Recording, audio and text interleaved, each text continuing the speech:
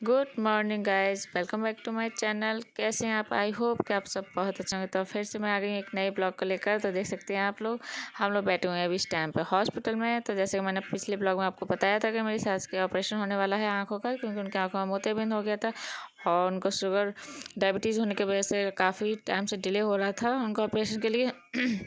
लेकिन अब उनकी डायबिटीज़ नॉर्मल हो चुकी है, तो इसलिए हम लोग हॉस्पिटल आए हुए हैं, क्योंकि डॉक्टर ने बुलाया था उनका चेकअप कराने के लिए। और उनका सब कुछ रिपोर्ट्स वगैरह उनको नॉर्मल लगती है तो फिर उनका ऑपरेशन कर दिया जाएगा। तो हम लोग आए हुए हैं हॉस्पिटल, हम लोग बैठे हैं, वेट कर रहे हैं डॉक्टर्स को बुलाने का, क्योंकि उस दिन काफ़ी पेशेंट थे, इतने पेशेंट थे कि बिल्कुल भी जगह नहीं थी खड़े होने के लिए। तो बस हम लोग वेट करें। तो ये देख सकते हैं मेरी सास बैठी हुई है सबसे आगे ही ब्लैक स्वेटर में, और वाइट जो क्रीम कलर की शॉल है, और वही मेरी सास बैठी हूँ। बाकी के सारे पेशेंट्स बैठे, मैं आपको जूम करके दिखा रही हूँ। ये मेरी सास बैठी है क्रीम कलर की शॉल ओढ़ कर शॉल। और ये देखिए कितनी सारे पेशेंट्स हैं। कुछ इसमें पेशेंट ऑपरेशन के हैं, कुछ अपने आँखों को दिखाने के लिए आए, टेस्ट के लिए आए हैं। तो सभी बस वेटिंग में बैठे हुए हैं, डॉक्टर्स बुला रहे हैं। बट जितने पेशेंट थे उनको देखने के बाद ऑपरेशन होंगे। और ये उसके जब तक हम लोग वेट करते तो मुझे आरटीओ ऑफिस आना था। तो हम लोग आरटीओ ऑफिस आए हुए हैं, क्योंकि मेरा लाइसेंस बनवाना था मेरे हस्बैंड को। तो हम लोग लाइसेंस बनवाने के लिए आरटीओ ऑफिस आ गए थे, क्योंकि वहाँ पर हॉस्पिटल में मेरी सास का ऑपरेशन के लिए काफ़ी टाइम था। हम लोग 10:30 बजे पहुँच गए थे, तो ऑपरेशन करीब 4 बजे के बाद होता। तो मेरे हस्बैंड ने सोचा चलो ये भी काम निपटा लेते हैं, इसलिए हम लोग आ गए थे आरटीओ ऑफिस। तो बस अब यहाँ पर जो भी फॉर्मेलिटीज़ वगैरह होगी, और मुझे नहीं पता आया था मेरे हस्बैंड ने कि हाँ मेरा एग्ज़ाम भी होना पड़ेगा, तो वो भी था। बट जो भी है देखते हैं क्या होगा। तो फिलहाल हम लोग लाइसेंस वगैरह बनवाने के लिए आ गए थे। बेटे को नहीं लेकर आई थी मैं, बेटी को अपने घर छोड़कर आई थी, सिर्फ बेटे को साथ में लेकर आई थी। मेरे देवर आए थे साथ में, और मैं और मेरे हस्बैंड आए हुए थे। तो बेटे की उस दिन तबीयत ठीक नहीं थी, तो फिलहाल तो मैं उसको उसके चाचू के पास दूसरे हॉस्पिटल वहीं हॉस्पिटल छोड़ आई थी। तो ये रोने लगा था, तो उसके डैडी जाकर इसको ले आए थे, क्योंकि पास में ही आरटीओ ऑफिस था उस हॉस्पिटल के। तो देखिए मैं आने को भी आप लोगों से मिलवा रही हूँ कि मेरा आने भी आ चुका है। और थोड़ा सा देख सकते हैं कितना शांत सा लग रहा है, क्योंकि इसकी थोड़ी सी ऐसी नॉर्मल सी तबीयत खराब थी, ज़्यादा नहीं। इसको कुछ पॉटी की प्रॉब्लम हो रही थी, एक दिन पहले से इसको पॉटी नहीं आ रही थी। कभी कभी इसको ये प्रॉब्लम हो जाती है कि इसको एक एक दो दो दिन तक पॉटी नहीं आती है। तो बस यही प्रॉब्लम्स थी इसको, और कोई भी नहीं थे, ऐसे फीवर वगैरह ऐसा कोई प्रॉब्लम्स नहीं थी। बस थोड़ा सा इसको यही इसकी मोशन नहीं हो रहे थे, इसलिए परेशानी हो रही थी। और फिलहाल अब आने मेरे पास आके काफ़ी हैप्पी था, बहुत खुश था। ये बस मेरे बिना नहीं रहता है मेरा बेटा, इसके सामने मैं रहूँ, जहाँ भी जाऊँ मैं इसको लेके जाऊँ, घर में हो तो मैं इसके पास, तो बस ये मुझे अब मांगता है, बस मैं इसके साथ हूँ, बस ये उसी में खुश हो जाता है। और इसके बाद हम लोग आरटीओ ऑफिस के बाद वहीं पास में पार्क था, तो अने को पार्क घुमाने लगे, जिससे कि उसका माइंड थोड़ा फ्रेश हो जाए। वो बहुत अपसेट सा फील कर रहा था, बहुत बहुत ही शांत सा सुस्त सा हो गया था, और परेशान भी कर रहा था, जिद भी कर रहा था कि घर चलो, काफ़ी टाइम हो गया था हम लोगों को। हम लोगों ने पहले आरटीओ ऑफिस के बाद खाना खाया था, मैंने, मेरे देवर ने, हस्बैंड ने और मेरा बेटे ने, आने ने। तो हम लोगों ने खाना खा के उसके बाद फिर हॉस्पिटल गए। तो और हाँ, हॉस्पिटल में ऐसा नहीं था कि हम मम्मी को अकेला छोड़ के आए थे, मेरी बुआ सास थी बड़ी वाली, और फूफा ससुर जी थे। वो दोनों को हम लोग हॉस्पिटल मम्मी के पास छोड़कर तभी बाहर गए थे कहीं, क्योंकि वो लोग आ गए थे, तो हम उनको छोड़कर तब गए थे। ये देखिए मेरी सास बैठी हुई हैं, आँखों में दवाइयाँ डलने लगी थी, जो ऑपरेशन से पहले जो आँखों में ड्रॉप्स पड़ती हैं, तो वो वाला प्रोसेस चालू हो गया था। जितने भी पेशेंट्स यहाँ बेड पर बैठे हुए उन सभी का ऑपरेशन होना था, और भी बाहर पेशेंट थे उनका भी ऑपरेशन होना था। बट जितने इस रूम में आ सकते थे पेशेंट, वो सारे पेशेंट बैठे हुए हैं जिनका ऑपरेशन होने का, और कंटिन्यू उनके ड्रॉप्स डलती रहती है, कुछ कुछ 15-15 मिनट में, 10-10 मिनट पर सभी के ड्रॉप्स डालने के लिए वो आते हैं। और ये मेरे हस्बैंड सभी से बातें कर रहे हैं, तो बस सभी लोग बैठे हुए थे, तो बस सभी की बातचीत चल रही थी, अच्छा लग रहा था। और ये देख सकते हैं मेरा आने बैठा हुआ है, यहाँ पर लेटा हुआ है, मैं आपको दिखाती हूँ।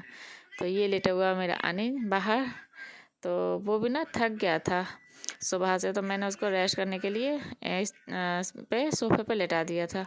और गाइज यहाँ पर ना एक डिलीवरी भी हुई थी उस दिन, बहुत ही क्रिटिकल सिचुएशन की। मैंने फर्स्ट टाइम ऐसी डिलीवरी देखी थी, जो मैंने वहाँ पर सामने ये जितने भी पेरेंट्स बैठे हैं घर वाले, उसी के बैठे हुए हैं।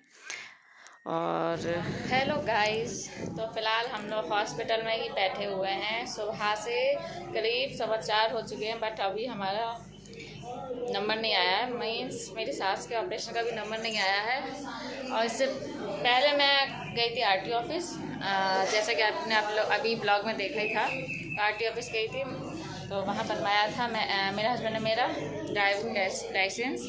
तो वही उसी के लिए फॉर्मेलिटीज़ वगैरह करने के लिए मैं वहाँ गई थी।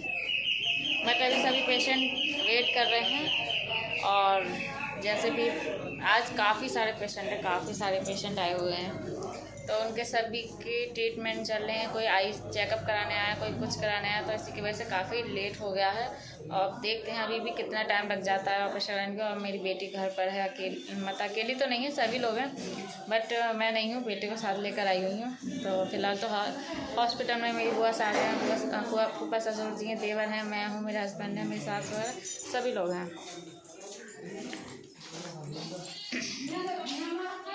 तो हम सभी लोग आए हुए हैं और वेट कर रहे हैं डॉक्टर के आने का।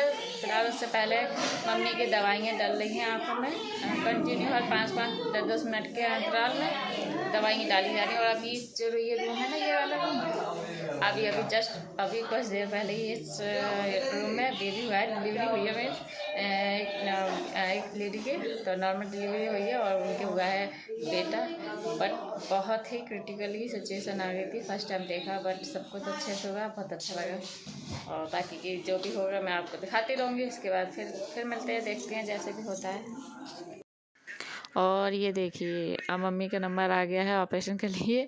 तो मम्मी की जो भी पहले जो भी तैयारियां होती हैं, जो भी ये बस सॉरी दवाई पड़ेगी आंखों पर, ये जो होता है बोलने में नहीं आ रहा है मुझे, ये एक पहनाया जाएगा मम्मी के सर पर, जिससे कि बाल वगैरह उनके कवर हो जाएं।